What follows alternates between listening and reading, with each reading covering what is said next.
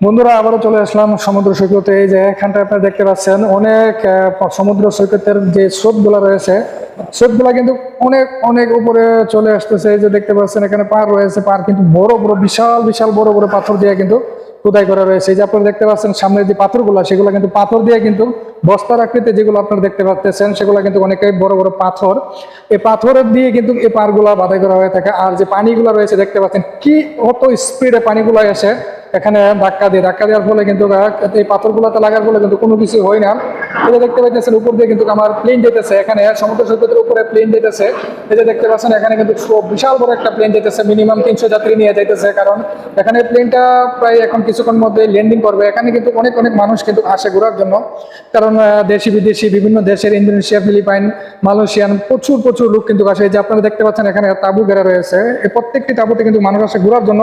এই সাগরের যে ফিলিংসটা এবং অনুভূতিটা, সেটা কিন্তু আসলে এখানে বসে বসে যখন তাঁবু ঘেরাও করে যখন এখানে বসে, এখানে ফুল ফ্যামিলি নিয়ে কিন্তু আইসা কিন্তু এখানে খুব সুন্দরভাবে ঘুরে ফেরা প্রচুর কিছু করা যায়। কারণ এখানে দেখতে পাচ্ছেন আপনারা পর্যাপ্ত পরিমাণে জায়গা রয়েছে এখানে কিন্তু ঘোরার জন্য।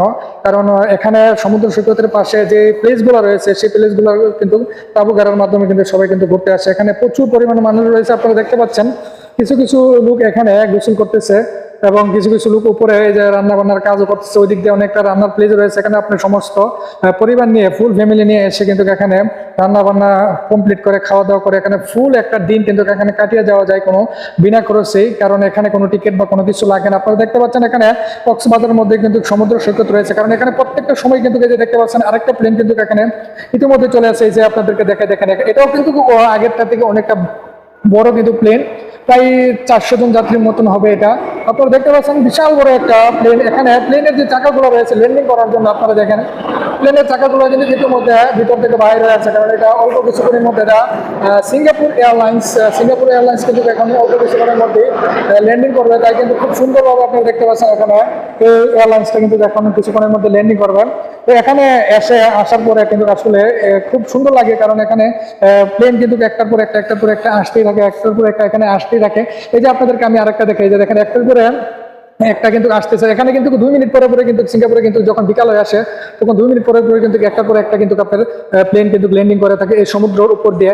কারণ এই যে একটা জিনিস, এটা দেখার কারই না মনে চাই। দেখতে পাচ্ছেন আপনারা এখানে কিন্তু আরেকটা প্লেন কিন্তু আমি ইতিমধ্যে একটা দেখাইছি, প্রথম একটা দেখাইছি, তারপর একটা দেখাইছি, এখন কিন্তু 3 নাম্বারটা দেখতে পাচ্ছেন। এটা আমার একটু অল্প কিছু একটু দূর দিয়ে যাইতেছে, যদি এটা আমার উপর দিয়ে না যাইতেছে, কারণ আমি যে জায়গায় অবস্থান করতেছি সেটা থেকে এটা অনেকটাই দূরে যাইতেছে, আপনারা দেখতে পাইতেছেন।